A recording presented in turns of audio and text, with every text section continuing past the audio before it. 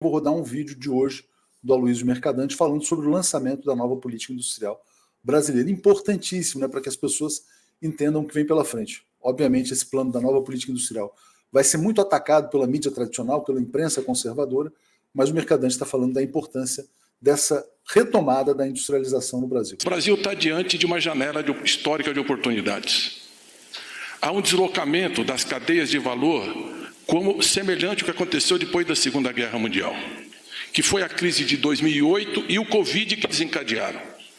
E nesse deslocamento, presidente, todos os organismos multilaterais hoje fazem críticas abertas ao chamado consenso de Washington, ao neoliberalismo, à ideia de Estado mínimo, desregulamentação, privatização, mostrando que isso não resolveu, sobretudo, o problema dos países emergentes em desenvolvimento. Não resolveu. Nós éramos o país que mais crescia no mundo durante 40 anos. É só olhar o período desses últimos 40 anos que essas ideias prevaleceram.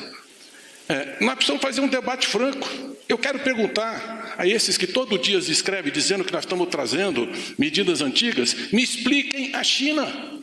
Me expliquem por que a China é o país que mais cresceu no mundo durante 40 anos e esse ano 5,3%. Me explique a política econômica americana. 1,9 trilhões de dólares. A Mazzucato hoje escreve um artigo, essa grande economista no Brasil, falando que já são 2 trilhões de dólares para a década.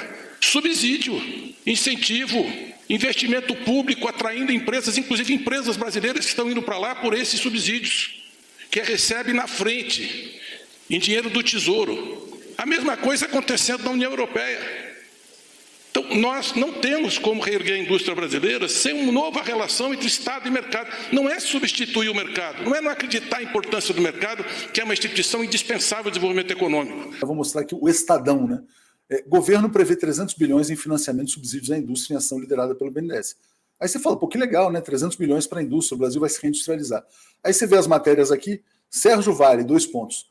Nova política industrial é velha ideia de protecionismo que torna tudo mais caro. José Fux. Viagem de Lula ao passado do PT no governo é um trem fantasma que assombra a oposição. É um trem fantasma, ele está dizendo. Eu até conheço o Zé Fux. Diogo Schelp.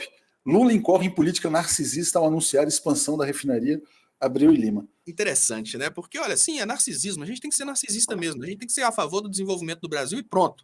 A gente não tem que ficar pagando pau para a refinaria de fora. A gente tem que refinar aqui dentro.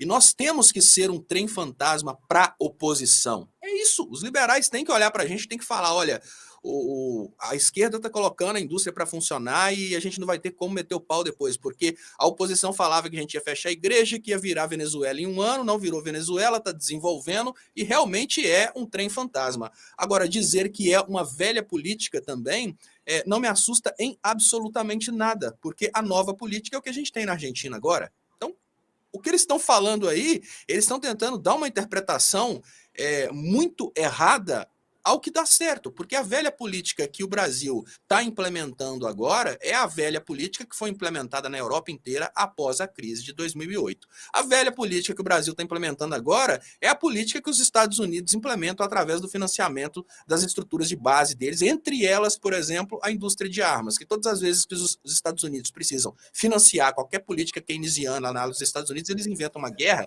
porque quando eles começam a jogar dinheiro na indústria de arma, movimenta toda uma cadeia industrial. O problema todo é que a imprensa, ela entende muito pouco de economia, e como ela entende muito pouco de economia... Ou até entende, né, na verdade, Léo? Talvez entenda e seja contra o desenvolvimento do Brasil por entender de economia, por achar que o Brasil não pode se desenvolver, ou trabalhar para outros interesses, né? Vamos proteger um setor brasileiro que tem o potencial de crescer e se tornar competitivo mundialmente, né, que são os bens complexos que vão tornar o Brasil um país realmente desenvolvido. Isso está certo, gente, isso não está errado. O problema todo é que eles estão tentando transformar coisas que são políticas corretas, que são políticas voltadas ao desenvolvimento, que são políticas boas, em coisa ruim. Léo, eu vou traduzir isso. É mais ou menos assim, o Zé volta àquela velha ideia de ir para a academia e se alimentar bem. mas não vai dar certo. Sabe o que é? Olha, isso que você falou é muito bom, Léo. Eu vou botar aqui agora. Seguinte, o Zé é o Brasil, tá? O Zé está querendo ir para a academia, malhar, cuidar da saúde e fica bem. Aí o que acontece? Aí eu sou a imprensa brasileira. Você é o Brasil, tá, Léo? Eu vou virar o seguinte, não, mas isso não vai dar certo. O Léo só vai fazer 1 mês de academia, depois ele vai cair, ele vai voltar para sacanagem. né? Vai voltar para casa de massagem. Não vai resistir ao hambúrguer. Não vai resistir ao hambúrguer, não vai dar certo. A Miriam Leitão é mais ou menos, seria eu no caso, né? Nova política industrial do governo repete um modelo que a gente já sabe que não funcionou. Ô, Léo, eu não consigo acreditar em você, cara. Você nunca vai estar em forma, você nunca vai entrar, você nunca vai ser um cara competitivo. Você sempre vai ser aquele cara, né, que não vai dar certo, Léo. Vamos reformular via Miriam Leitão, então. Então vamos lá. O Zé decide cuidar da saúde, vai para a academia e compra alimentação saudável, mas escolhe a academia do lado da lanchonete de hambúrguer, do lado do McDonald's. Exatamente. É mais ou menos assim. Já coloca aquela coisa que não, mas não se preocupem, vai dar errado. É porque o público da Miriam Leitão tá tão desesperado para dar errado que ela precisa dar aquela ideia de que, olha, tá tudo para dar certo, gente, mas não preocupa não que vai dar errado. É uma ânsia muito grande